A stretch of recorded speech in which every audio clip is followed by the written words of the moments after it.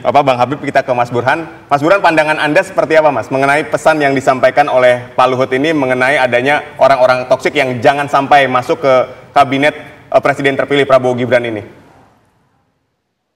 Ya, pertama kita melihat pernyataan tersebut dari sisi penyampainya, messengernya. Ini jelas punya bobot politik tingkat tinggi karena yang menyampaikan adalah Luhut Panjaitan, ya, yang sering kali disebut sebagai menteri dengan tingkat pengaruh sangat besar di masa Pak Jokowi. Dan yang kedua adalah message-nya. Jadi messenger dan message-nya. Message-nya ini juga sangat terang ya. Jadi kalau saya baca dari pernyataan Pak Luhut secara verbatim, beliau menggunakan kata-kata jangan bawa orang-orang toksik ke pemerintahanmu. Jadi bahasa komunikasi politik kalau kita bedah secara mendalam, ini bahasa yang memakai low konteks. Artinya kita tidak perlu menafsirkan terlalu jauh karena bahasa yang dipakai terang benderang, yaitu jangan bawa orang toksik ke kabinet Pak Prabowo.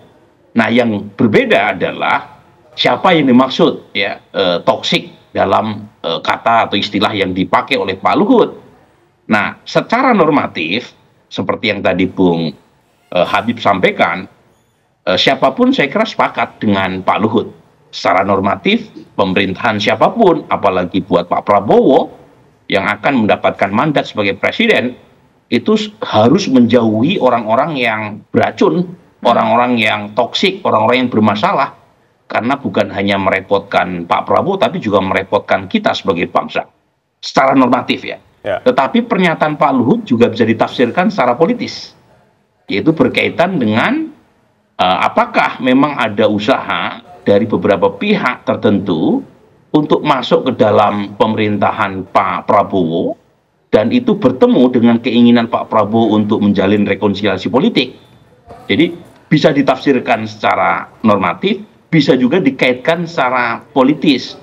Tentu berkaitan dengan tadi upaya untuk mengakomodasi politik, tetapi bisa saja orang-orang tersebut punya track record yang bermasalah, baik secara politis maupun secara hukum. Baik Prof. Burhan, tapi Anda melihatnya ini lebih ke arah normatifnya atau ke arah politisnya? Statement yang disampaikan oleh Pak Luhut ini. Ini pernyataan Aditya ini menarik sekali nih ya. Terus terang saya terlalu naif kalau mengartikan pernyataan Pak Luhut sekedar dari bingkai normatif. Bagaimanapun Pak Luhut itu politisi juga. Jadi pernyataan yang disampaikan oleh Pak Luhut pasti tidak lepas dari konteks politik.